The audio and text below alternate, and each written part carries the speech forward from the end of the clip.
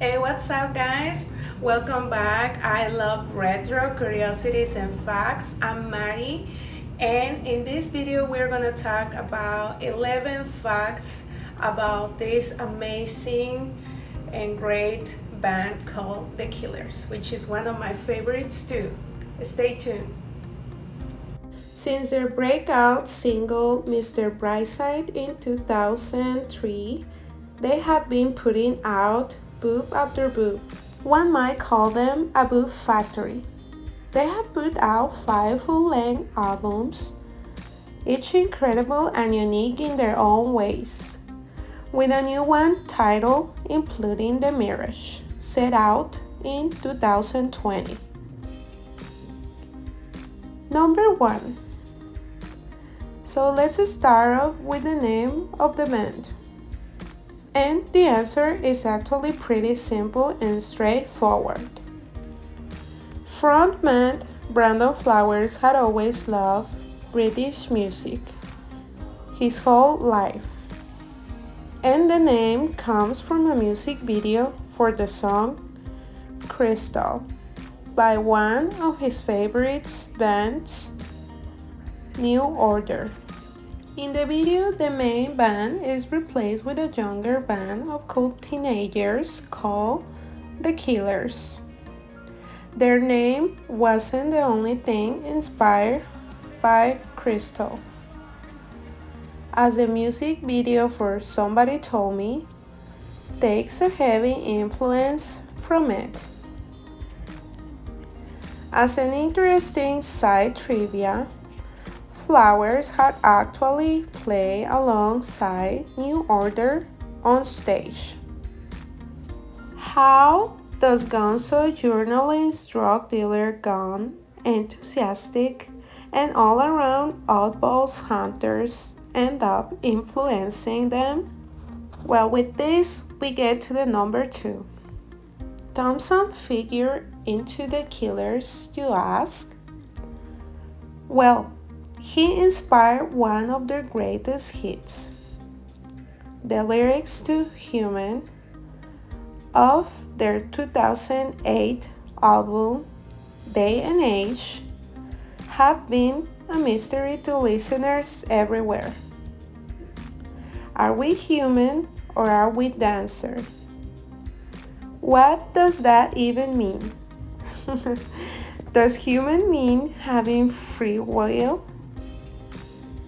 Dancer means being puppets of some unknown force.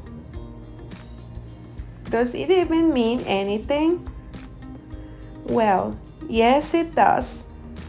Apparently, the lineup is inspired by a supposed quote from Thompson, where he says, America is raising a generation of dancers with the knowledge on being afraid to take one step out of the lane. Knowing this, the song makes way more sense now, isn't it? The free will versus the puppet interpretation pretty much hits the nail on the head. Then again, art is subjective, so it can mean anything to anyone. What made this interesting doubt is the very fact that Thompson influenced The Killer at all. Looking back on the pretty straight edge history of the band, the dude who wrote Fear and Loathing in Las Vegas is one of the last people that comes to mind when thinking about who inspired them. Truth really is stranger than fiction sometimes. Number 3. They formed in 2002 and after catching the eye of a talent scout in Las Vegas club, they recorded demos and performed a showcase for Warner Bros. Also, Warner pressed on signing them. British label Lizard King Records heard the demos and signed the group in July 2003. When asked what stood out about the band, label head Martin Heath says, "Great and interesting, original sounding songs they have." Number 4. After going top 3 in the UK with their debut single Somebody Told Me, follow up Mr. Brightside went top 10 in both countries, the UK and the US. Double platinum stateside. It was named Song of the Decade by XFM and remains a favorite with fans and fellow musicians who often perform cover versions.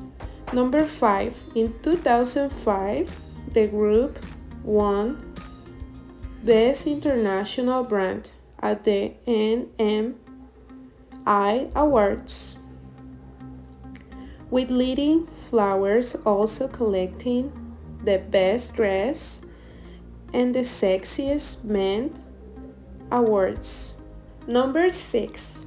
The Killers have released 3 studio albums: Hot Fuzz, Sam's Town, and Day and Age, all of which reached number 1 in the UK.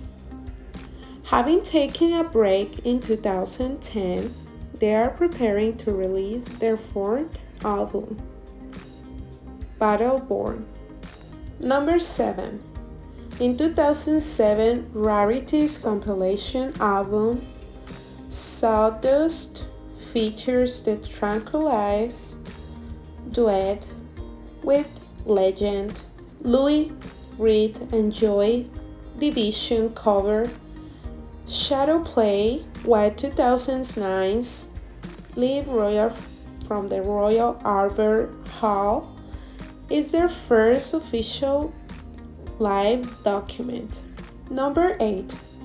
During their break in 2010, the band worked on many solo projects, with Flowers releasing an album named Flamingo, which reached number 1 in the UK chart. He also went on a solo tour. Number 9. Flowers is a devout follower of the Mormon faith and took part in a campaign for the religion last year.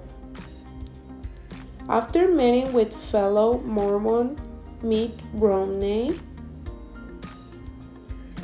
there were rumors that the Killers were set to make a political stance on the upcoming presidential elections. Flowers denied, saying, "We have always been neutral, so we just kinda stay out of it. None of us is planning any rallies for anybody." Bass player Stormer added, "Anyone's allowed to like USA if it's just about music. I guess it's not a negative thing." Number 10. The band are proud of their Nevada roots. Their second album, Sam's Town, was named after a Vegas casino. Flowers also named a song on his solo album, Welcome to Fabulous Las Vegas. Number 11. In a recent interview, Flowers spoke out against the lack of guitar bands writing great songs, saying, "Well, guitar bands aren't writing songs. Write a fucking song. Get over yourself. There aren't any. Where are they? Dance music cannot compete with a really great rock and roll song." There are no DJs that's gonna play something that can take Mr. Brightside or Don't Look Back in Anger. Those songs are better than that. And I totally agree with Flowers. This music is a whole legacy and is amazing, and these bands will be remembered forever. This is the golden age of rock and roll bands, the beginnings of 2000s and the ends of 2010, 2015 maybe for me was the best. Well guys, we have get to the end of the video. If you get to this point, I want to thank you so much for keep watching the video. Don't forget subscribing and sharing it. Peace out, send you big hugs, and take care.